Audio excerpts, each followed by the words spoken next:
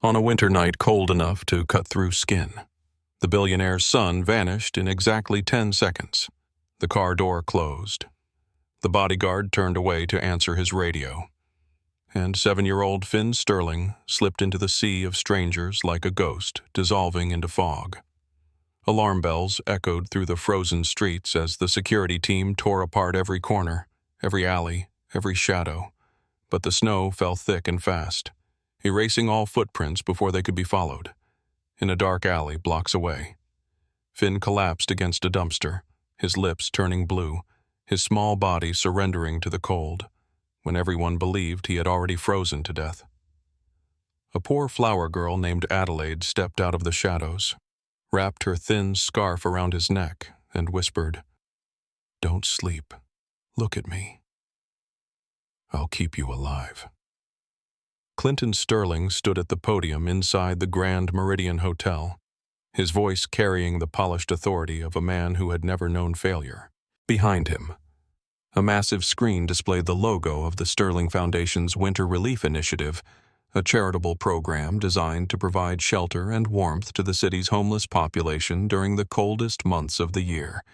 The irony was not lost on anyone paying attention. Inside the ballroom, champagne flowed freely and heaters hummed at perfect temperatures. Outside, the temperature had plummeted to 15 degrees below zero, and the wind chill made it feel like knives against exposed skin. Clinton hated disorder. His entire empire had been built on precision schedules calculated to the minute, risks assessed and eliminated before they could materialize, every variable controlled and contained. His head of security, Carter, had assured him 3 times that evening that there were no threats, no vulnerabilities, nothing to worry about. Vivian, his executive assistant, had reminded him twice that the weather advisory recommended leaving early, especially with Finn in tow. But Clinton had dismissed her concerns with a wave of his hand. The speech had to be delivered. The donors had to be impressed. The foundation's image had to be maintained. Across the ballroom, 7-year-old Finn Sterling sat in a velvet chair near the back entrance, dressed in a cashmere coat that cost more than most families spent on groceries in a month. His posture was perfect, back straight, hands folded, expression carefully neutral. He had learned long ago that being Clinton Sterling's son meant performing a role at all times. Smile when the cameras flash. Stand still when the adults are talking. Never complain, never fidget, never draw attention to yourself for the wrong reasons. But beneath the obedient exterior, Finn felt hollow. He watched other children through the window, kids his age running through the snow, throwing snowballs, laughing without restraint. They looked so free. He couldn't remember the last time he had felt that way. His fingers slipped into his coat pocket and found the small rose-shaped keychain hidden there. His mother Rosalind had given it to him 3 years ago, just before she died. Whenever anxiety crept into his chest, Finn would touch the keychain like a talisman, imagining that somehow, somewhere, she was still watching over him. Outside the hotel, in the narrow space between a luxury department store and a shuttered restaurant, a 12-year-old girl named Adelaide pressed her back against the brick wall and tried to stop shivering. Her coat was too thin. Her gloves had holes in the fingertips, and the wilted flowers she clutched against her chest were barely worth selling anymore. She had been standing in this spot for 6 hours, and she had made exactly $4.75. Not enough for a bed at the shelter, not enough for the medicine her body desperately needed after weeks of sleeping in doorways and eating whatever scraps she could find. A woman in a fur coat walked past, and Adelaide held out a flower hopefully. The woman didn't even glance in her direction. A man in a business suit paused, examined the wilted rose, and laughed. "You expect people to pay for this garbage."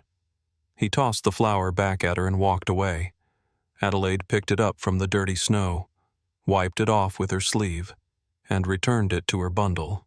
She had learned not to react to cruelty.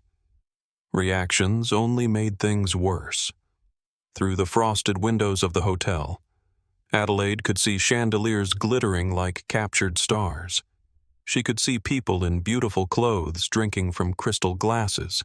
She could see warmth and light and everything she had been denied since her grandmother died 18 months ago, leaving her alone in a world that seemed determined to pretend she didn't exist. She didn't feel envy, she was too tired for that. She only felt the cold, pressing against her bones like a patient predator waiting for her to finally give up.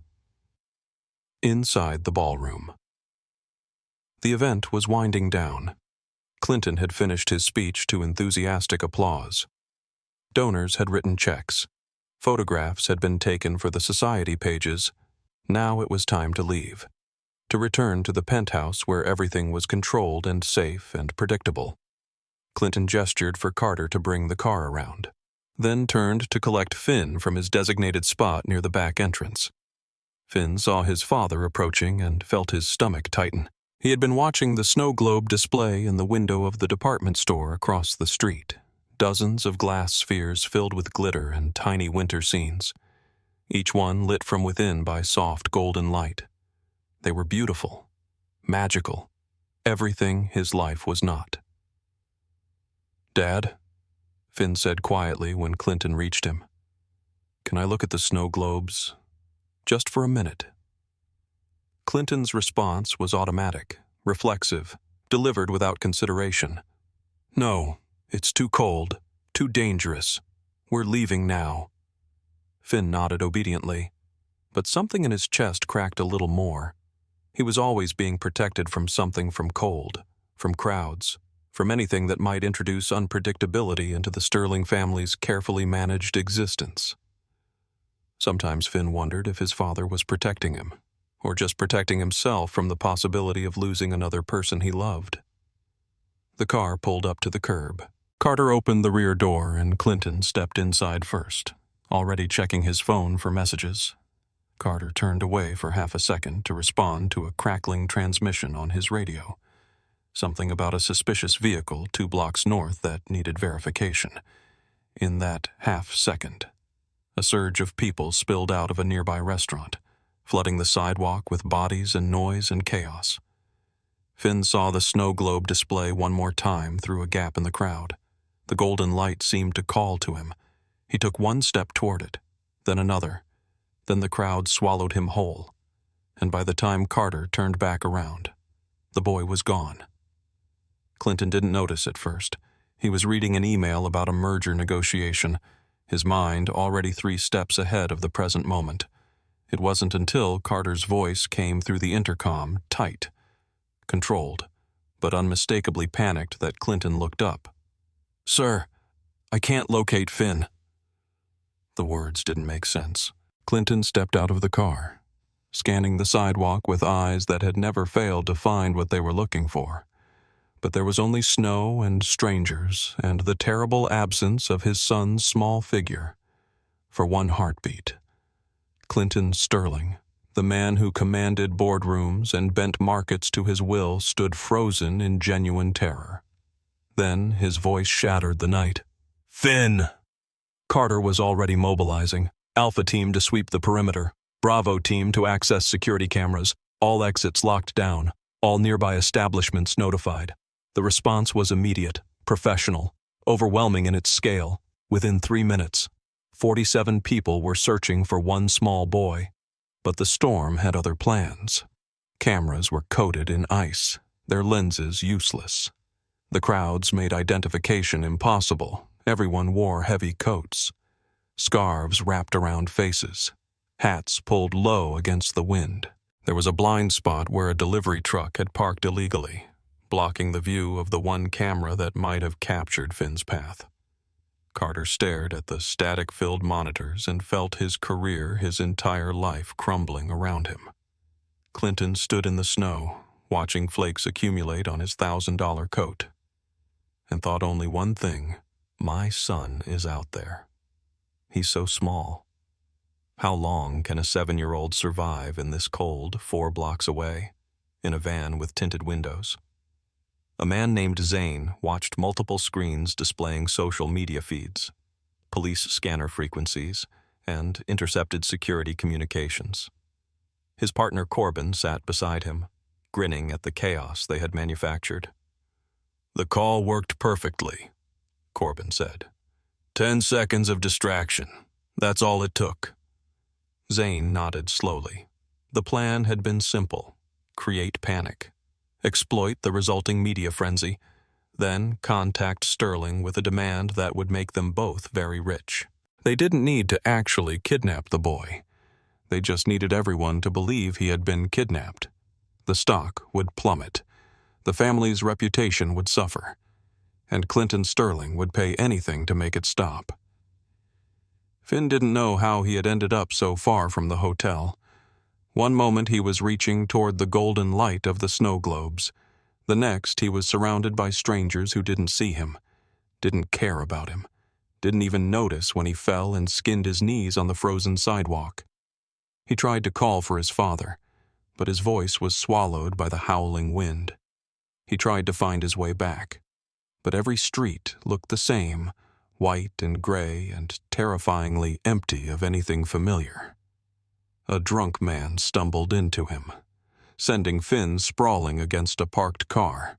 A teenager grabbed his arm and yanked the rose keychain from his pocket before shoving him away and disappearing into the crowd. Finn chased after him for half a block before realizing he was only getting more lost. His chest hurt. His fingers were numb. He couldn't feel his toes anymore. He ducked into an alley to escape the wind, pressing himself against the wall between a dumpster and a pile of discarded cardboard boxes. His breath came in short, painful gasps. He tried to stand, but his legs wouldn't cooperate. The cold had seeped into his muscles, making every movement feel like swimming through concrete.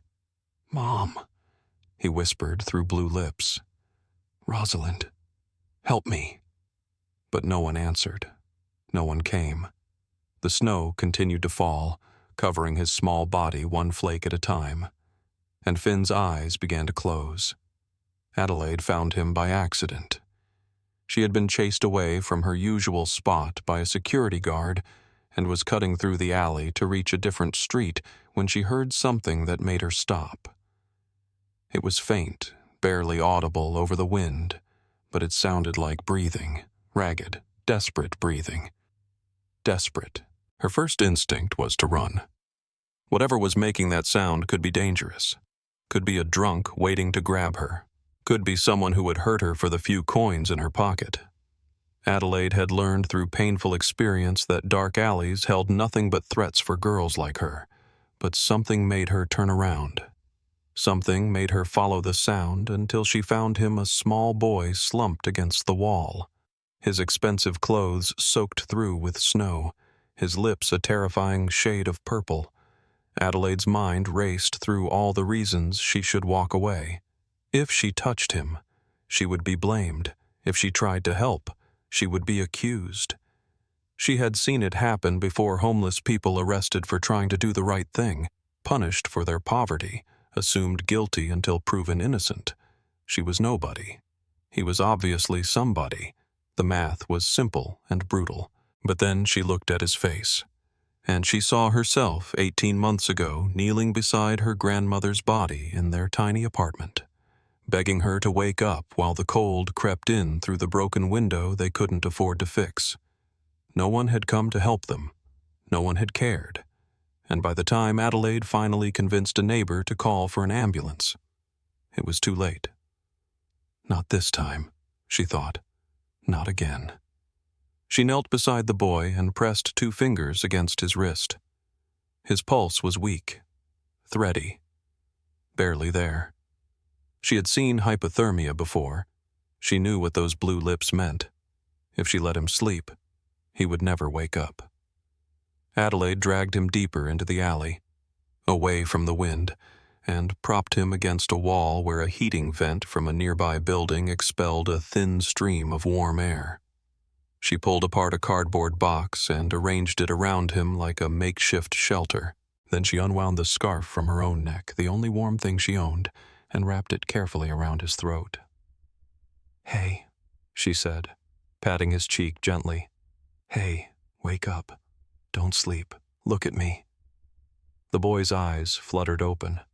They were glassy, unfocused, but they found her face and held on. "I'm lost," he whispered. "I know, but I'm here now. I won't leave you." Adelaide talked through the night. She told him stories about a city where it was always spring, where flowers never wilted and no one was ever cold.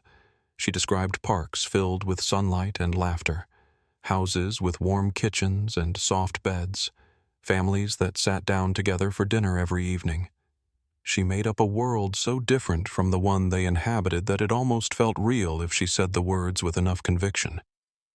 Finn drifted in and out of consciousness, responding in broken fragments. He told her his name. He told her his father would come. He called out for someone named Rosalind, and his voice cracked with grief when he said it. Adelaide didn't know who Rosalind was, but she understood loss. She understood what it meant to reach for someone who would never reach back. "Tell me about her," Adelaide said. "Tell me about Rosalind." And Finn did, in halting, hypothermic whispers.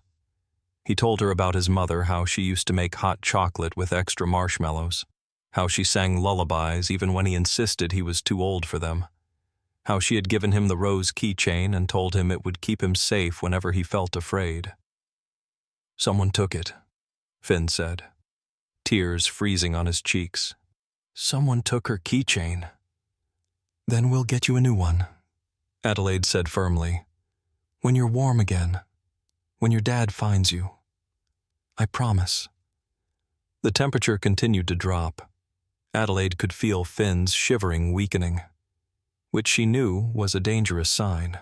She had a few crumpled bills in her pocket, the entire result of 6 hours of standing in the snow, begging people to buy flowers they didn't want. That money was supposed to pay for shelter, for food, for survival. But survival meant nothing if she let this boy die while she counted her coins.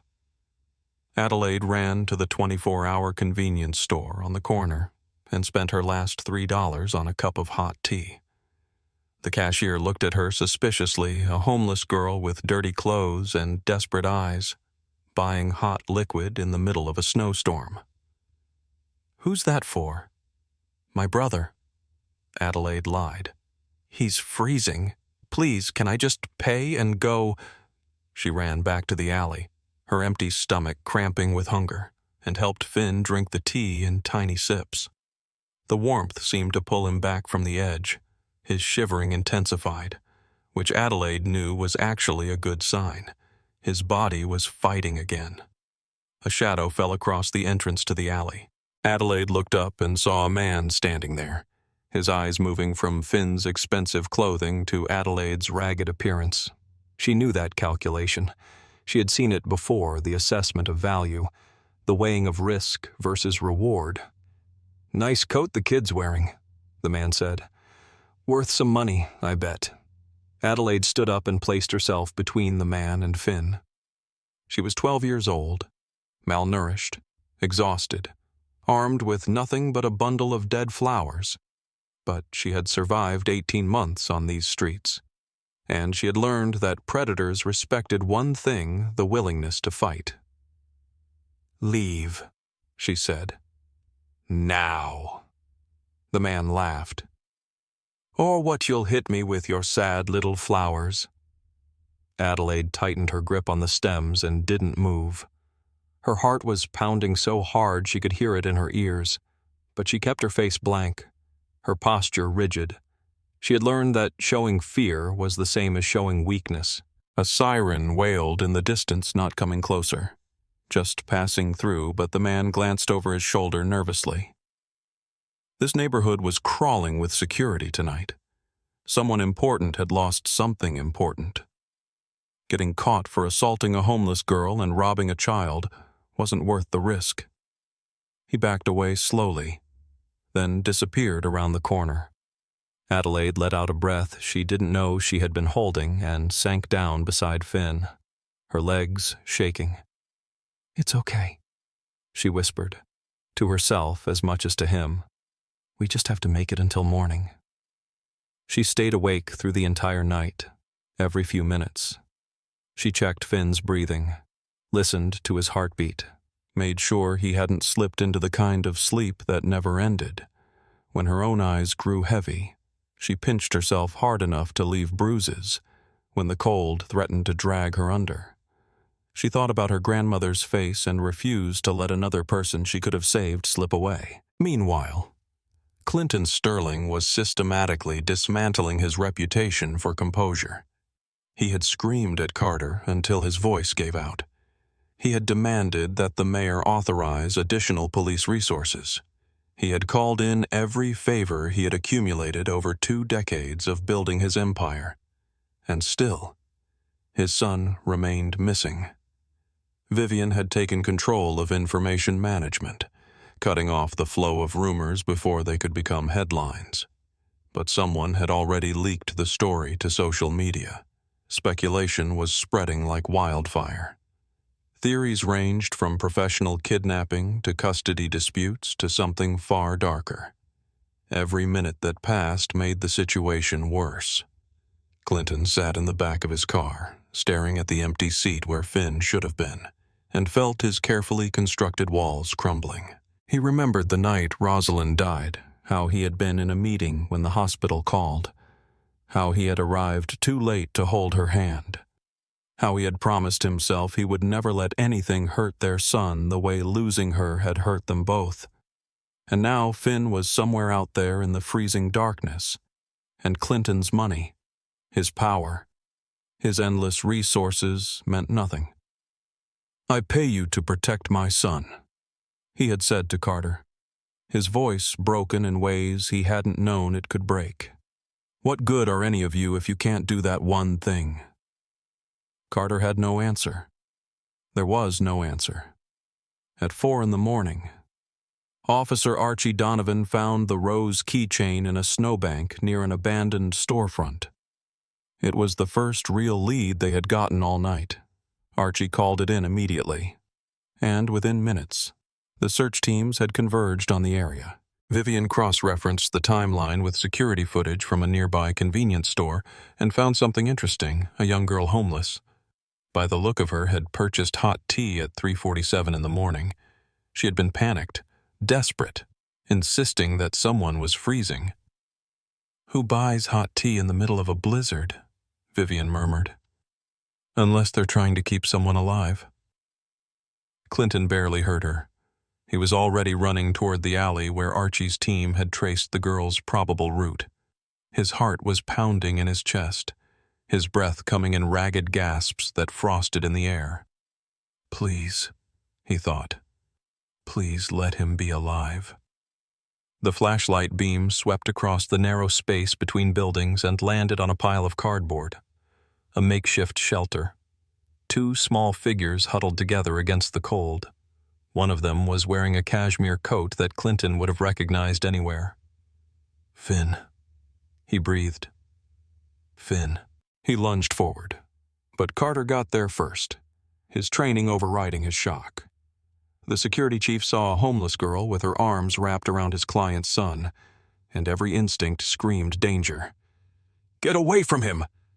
Carter shouted, grabbing Adelaide's shoulder and yanking her backward. Adelaide screamed a sound of pure terror that came from somewhere deep inside her. From every time she had been grabbed and hurt and blamed for things she hadn't done. She tightened her grip on Finn instinctively, trying to shield him from what she was sure would be violence. Carter saw the gesture as resistance. He reached for her again, his face contorted with fury and fear. "Let him go now." "She saved me." The words were barely audible, but they cut through the chaos like a blade. Finn's eyes were open, his hand clutching Adelaide's scarf, his gaze fixed on his father with an intensity that made Clinton freeze mid-stride. "She saved me," Finn repeated. "I was dying." "She kept me warm. She stayed with me all night." Adelaide was crying now, silent tears streaming down her frozen cheeks. "I just wanted to help," she whispered.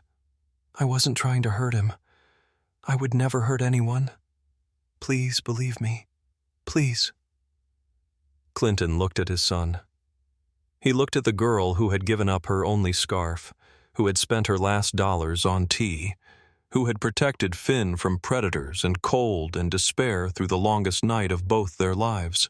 And for the first time in years, he saw clearly not through the lens of wealth or power or fear, but through simple human truth. He knelt down in the snow until he was eye level with Adelaide. His voice, when he spoke, was softer than anyone had ever heard it. "Thank you," he said. "Thank you for saving my son. Can I hold him now?" Adelaide searched his face for lies, for tricks, for the cruelty she had come to expect from the world. She found only a father's desperate love. Slowly, carefully, she released Finn into Clinton's arms and watched him crush the boy against his chest like he would never let go again. Then her legs gave out, and she collapsed against the alley wall, too exhausted to stand. The relief lasted exactly 4 minutes. Then Corbin, who had been watching from a safe distance, uploaded the photograph he had taken, a grainy image showing Clinton embracing his son while a ragged girl sat nearby, apparently detained. The caption he attached was simple and devastating. Kidnapping attempt foiled. Homeless girl in custody. The internet exploded. Within an hour, Adelaide's face was everywhere. Commenters who knew nothing about the situation competed to condemn her most viciously. Someone dug up her grandmother's death records and speculated about mental illness running in the family. Someone else claimed to have seen Adelaide lurking near wealthy neighborhoods before. The narrative solidified into accepted truth before anyone could challenge it. At the police station, Adelaide sat in an interrogation room that smelled like burnt coffee and desperation. Her hands were shaking. Her stomach was empty. Her mind kept cycling through the same terrible understanding she had done everything right. And it hadn't mattered. She was poor. The boy was rich. That equation only had one outcome. The detective asking questions didn't seem cruel. Exactly. He seemed tired of homeless kids, tired of complicated situations, tired of paperwork that never ended. He wanted this case closed. He wanted someone to blame. Adelaide, with her lack of documentation and her implausible story, was convenient. "Who told you to approach the Sterling boy?" "No one. I found him. He was dying." "Why didn't you call for help immediately?" "I don't have a phone. And even if I did..." Adelaide's voice cracked. "People like me don't get believed." "I knew if I left him to find help, he might die before I got back. I knew if I stayed, I would be blamed. I chose to stay anyway." The detective wrote something in his notebook and didn't respond. In a private room down the hall, Vivian laid out the evidence she had assembled: time-stamped footage from the convenience store, the cashier's statement about Adelaide's panic, the physical examination of Finn showing that his hypothermia had been treated correctly, professionally, possibly saving his life, the complete absence of any evidence suggesting criminal intent. "She didn't take anything from him," Vivian said quietly. "She gave him everything she had. Her scarf, her money, her entire night. If she had wanted to hurt him, she had endless opportunities. Instead, she fought off an attacker who wanted to rob him. She stayed in that freezing alley for 6 hours when she could have walked away at any moment." Clinton listened to every word. He thought about the choice Adelaide had faced: help a stranger's child and risk being destroyed by a system that had never shown her mercy, or walk away and live to see another day. She had chosen sacrifice. She had chosen courage, and the world was repaying her with accusations and hatred. "I want to make a statement," Clinton said. "To the press. Now." Carter stepped forward. "Sir, our communications team advises waiting until the stock market..." "I don't care about the stock market," Clinton's voice was flat, dangerous, utterly certain.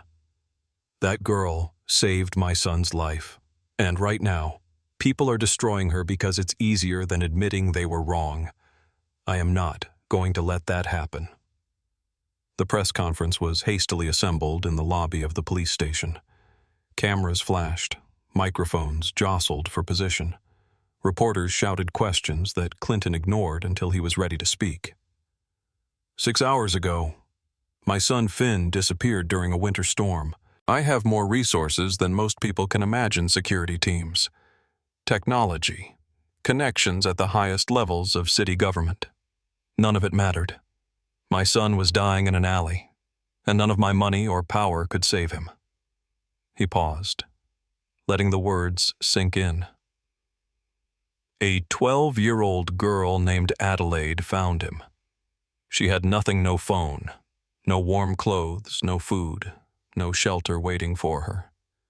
She had every reason to walk away. Instead, she gave my son the scarf off her neck. She spent her last $3 on hot tea to raise his body temperature. She stayed with him through the entire night, protecting him from the cold and from a man who tried to rob him. She saved his life. Clinton's voice hardened. And what did she receive in return? Accusations, hatred, an interrogation room, because our society has decided that poverty is synonymous with guilt, that someone with nothing could not possibly act with honor. He looked directly into the nearest camera. I am here to tell you that Adelaide is a hero. My family owes her a debt we can never fully repay, and anyone who continues to spread lies about her will answer to me personally. The room erupted in questions, but Clinton was already walking away. He had one more thing to do. Zane made his mistake 2 hours later, confident that the chaos would continue. He called Clinton's private line and made his demand $5 million to suppress additional damaging information, $10 million to reveal the real story of how the security breach occurred. He didn't know that Vivian had already traced the suspicious radio call that had distracted Carter. He didn't know that Archie had identified Corbin from street camera footage. He didn't know that his entire conversation was being recorded and fed directly to law enforcement. Corbin was arrested first, caught trying to board a bus with a fake ID and a bag full of cash. He gave up Zane within 15 minutes of being processed. By dawn, both men were in custody, charged with reckless endangerment, extortion, and conspiracy. Adelaide was released without charges shortly after sunrise. She walked out of the police station into pale winter light, blinking against brightness that hurt her tired eyes. Clinton was waiting for her on the steps. He looked different than he had in the alley, older, somehow, and more human. The cold CEO mask had cracked, revealing something vulnerable underneath. "I'm sorry," he said, "for how you were treated, for Carter grabbing you, for every person who assumed the worst about you because of what you don't have." Adelaide didn't know how to respond. Apologies from powerful people usually came with strings attached, with expectations of gratitude that turned into obligations. "I just want to go somewhere warm," she said. "That's all I want." Clinton nodded slowly. "Then let me help you find that, not as charity, not as payment, just as one human being recognizing another." 3 months later, spring arrived the way it always did, slowly, reluctantly, as if the city had forgotten how to be warm. Adelaide stood outside a small flower shop near downtown, wearing a clean coat that actually fit and carrying a school bag filled with books. Her new home was a transitional housing unit managed by a woman named Bonnie, who asked nothing except that Adelaide eat 3 meals a day and attend classes regularly. Her new school had a teacher named Ingrid who didn't look at Adelaide like a problem to be solved, but like a person worth knowing. It wasn't a fairy tale. Adelaide still had nightmares about cold and hunger and hands grabbing her in dark alleys. She still flinched when strangers approached too quickly.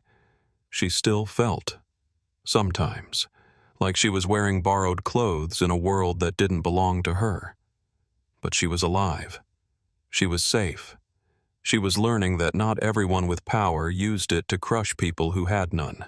A black car pulled up to the curb, and Clinton Sterling stepped out with Finn beside him. The billionaire looked different now, softer around the edges. Less like a machine and more like a father. He had established a foundation in Adelaide's honor, funding emergency shelters and heating assistance for homeless families throughout the winter months. He had required his entire security team to undergo training on implicit bias and community relations. He had learned, finally, that control was an illusion, that real strength came from being willing to be changed. Finn walked toward Adelaide with something cupped in his hands. When he reached her, he opened his palms to reveal a single fresh rose, its petals deep red and impossibly perfect. "It's real this time," he said quietly.